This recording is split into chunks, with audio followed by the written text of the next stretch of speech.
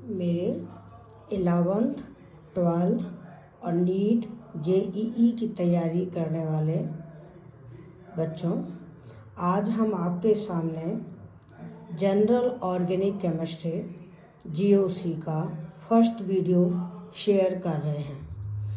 इस वीडियो में हम आपको जितने भी इम्पॉर्टेंट पॉइंट्स बताएंगे उन सब इम्पॉर्टेंट पॉइंट्स से आपके क्वेश्चंस बनेंगे।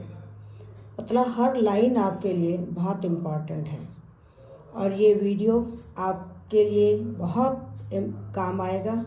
इसको आप बहुत ध्यान से देखना।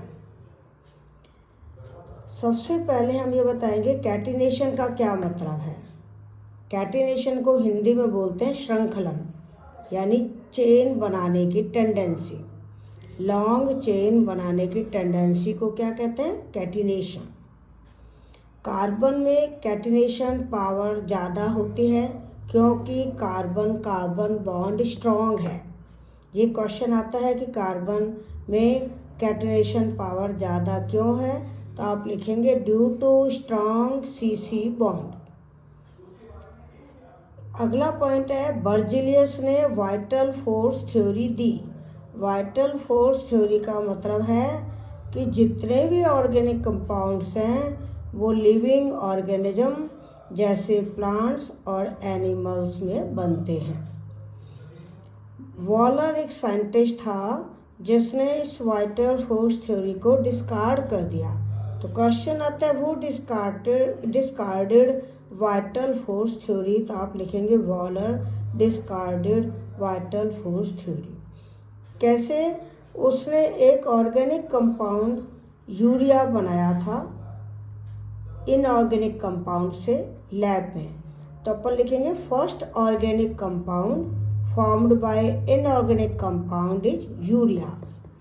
यूरिया का ये वाला फॉर्मूला है NH2CONH2, जिसका नाम है अमीनो मिथेनमाइड, क्योंकि अगर यहाँ H होता तो मिथेनमाइड होता। इसका नाम है अमीनो मिथेनमाइड। ये भी IUPAC नेम आता है एग्जाम में। यूरिया का IUPAC नेम एग्जाम में पूछा जाता है, तो आप क्या लिखेंगे? Amino methane amide. CO पर 2 OH लगाते हैं, इसको हम बोलते हैं कार्बोनिक एसिड।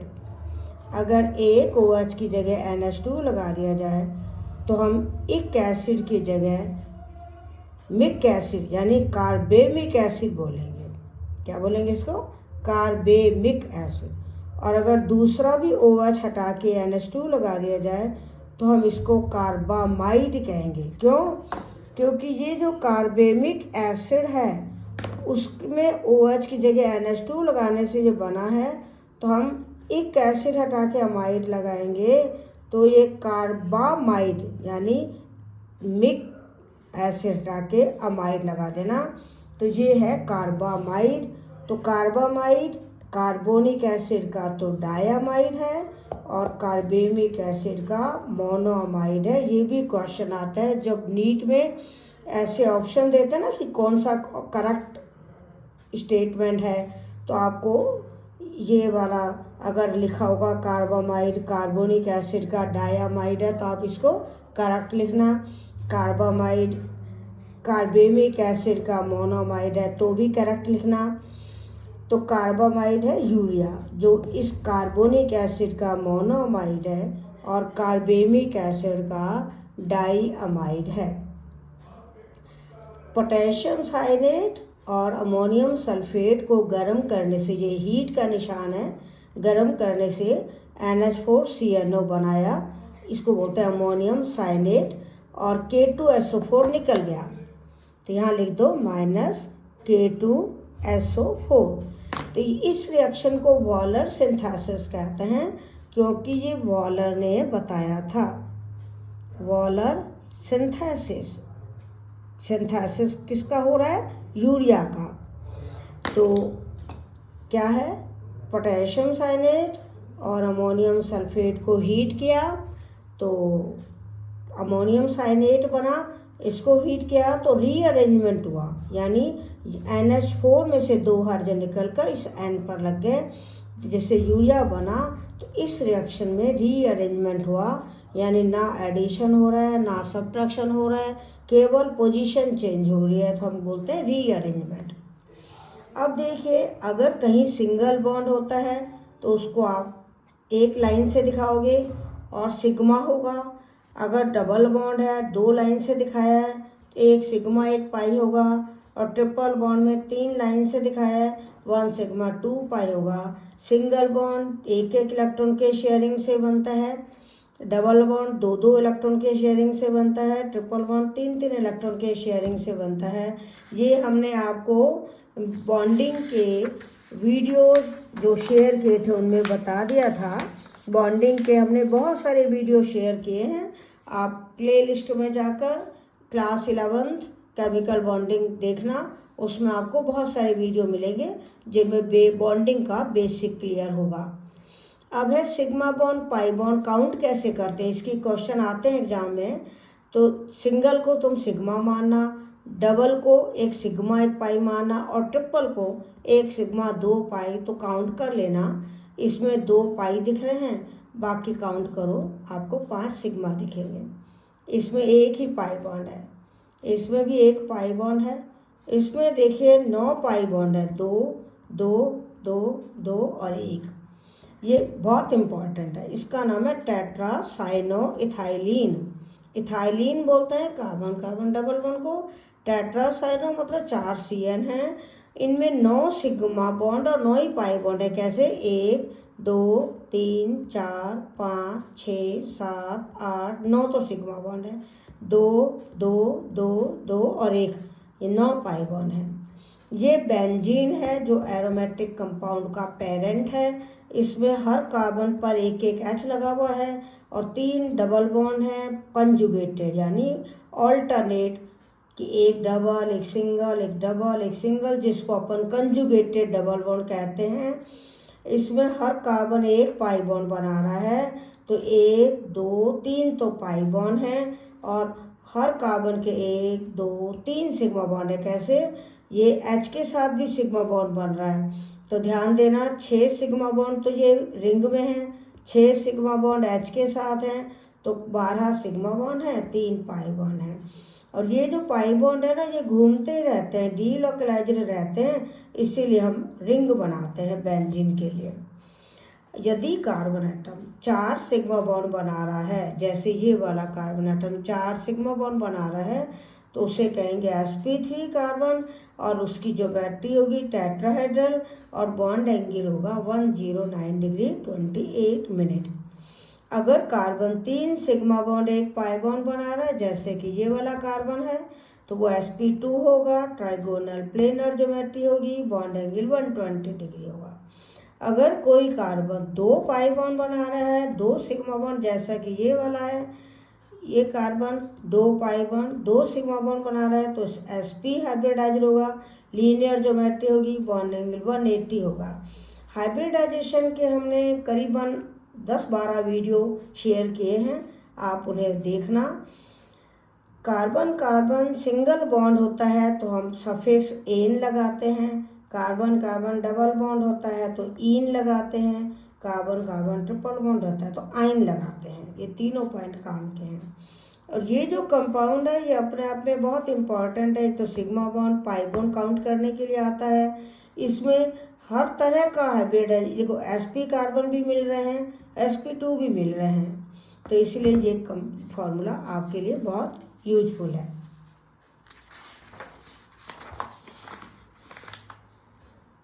sp3 हाइब्रिडाइजेशन में एक s और 3 p ऑर्बिटल पार्टिसिपेट करते हैं। तो ये जो 1 या 3 लिखना है, 1 या 3 लिखना है, इसको वर्ड्स में लिखना, फिगर में मत लिखना। इसमें s 1 है, p 3 है, तो s कैरेक्टर हो जाएगा 25%। sp2 में 1 s 2 p है, तो s कैरेक्टर होगा 33%, यानी 3 में 1 s है तो 100 में 33 हो गया। sp में 1 s 1 p है, 2 ऑर्बिटल बनते हैं, 2 ही ऑर्बिटल पार्टिसिपेट करते हैं, तो s कैरेक्टर है 50%। ये भी आपके लिए बहुत इंपॉर्टेंट है क्योंकि s कैरेक्टर पूछा जाता है। अब है ऑर्डर ऑफ इलेक्ट्रोनेगेटिविटी, यानी सबसे ज़्यादा इलेक्ट्रोनेगेटिव कार्बन है sp, क्योंकि इसमें s कैरेक्टर ज़्यादा है, फिर sp2, फिर sp3। अब देखिए sigma bond ss sp pp head to head overlapping से बनता है। ये हमने बॉन्डिंग में भी दे दिए हैं, यहाँ पर हम आपको शॉर्ट में बता रहे हैं, क्योंकि क्वेश्चन आता है सिग्मा बॉन्ड कैसे बनता है, तो ये आंसर हो गया। पाई बॉन्ड कैसे बनता है, 2 p ऑर्बिटल के लेटरल ओवरलैपिंग से। लेटरल ओवरलैपिंग का मतलब है साइड से मिलते हैं ऐसे, और पाई बॉन्ड है ना ऐसे बनता है लेटरल ओवरलैपिंग से, तो ये वीक होगा क्योंकि एकदम से हाथ अलग हो जाएंगे। और सिग्मा बॉन्ड बनता है ऐसे, मतलब 2 p ऑर्बिटल का हेड मिलता है, तो ये दोनों p ऑर्बिटल का हेड है ना ऐसे टाइट ओवरलैप हो जाता है, तो इसलिए सिग्मा बॉन्ड तो स्ट्रांग है और पाई बॉन्ड वीक है। हाइब्रिड ऑर्बिटल हमेशा सिग्मा बॉन्ड बनाते हैं, ये भी पॉइंट ध्यान रखना। हाइब्रिड ऑर्बिटल हमेशा क्या बनाते हैं, सिग्मा बॉन्ड। ये भी क्वेश्चन बन सकता है। कार्बन कार्बन डबल बॉन्ड के अलॉन्ग फ्री रोटेशन नहीं हो सकता। अगर आप 2 कील लेके लोहे की कील पर आयरन बोला यहाँ तख्ती लगा दो, तो वो झूलती रहे, झूलेगी नहीं, क्योंकि रोटेशन ही नहीं होगा। तो डबल बॉन्ड के अलॉन्ग रोटेशन नहीं होता, लेकिन सिंगल बॉन्ड के अलॉन्ग फ्री रोटेशन होता है। हाइब्रिड ऑर्बिटल हमेशा कौन सा बॉन्ड बनाते हैं, सिग्मा। पी और पाई बॉन्ड 2 p ऑर्बिटल के लेटरल ओवरलैपिंग यानी साइड से मिलने से बनता है। या तो 2 py होंगी, या 2 px होंगी, या 2 pz होंगी। ऐसे नहीं कि एक py ले लो एक pz। मान लो आपने एक py ले लिया और एक pz, तो ओवरलैप होगा ही नहीं। या तो दोनों py हों, या दोनों pz हों, या दोनों px हों। और लेटरल ओवरलैपिंग कैसे होगा, यूं ऐसे साइड से, तो इसीलिए लेटरल ओवरलैपिंग से पाई बॉन्ड बनता है। Pi bond is weaker than sigma bond. और carbon C double bond C triple bond C double bond O, C double bond N, C triple bond N, यानी मल्टीपल बॉन्ड बना सकता है, क्योंकि carbon का साइज छोटा है। ये भी क्वेश्चन आता है कि कार्बन मल्टीपल बॉन्ड क्यों बनाता है, तो आप लिखेंगे due to small size of atom. एक क्वेश्चन आपका ये भी बनता है कि कार्बन मैक्सिमम 4 बॉन्ड ही क्यों बनाता है, तो आप लिखोगे कि इसके आखिरी शेल में 4 ही ऑर्बिटल हैं, एक s 3 p।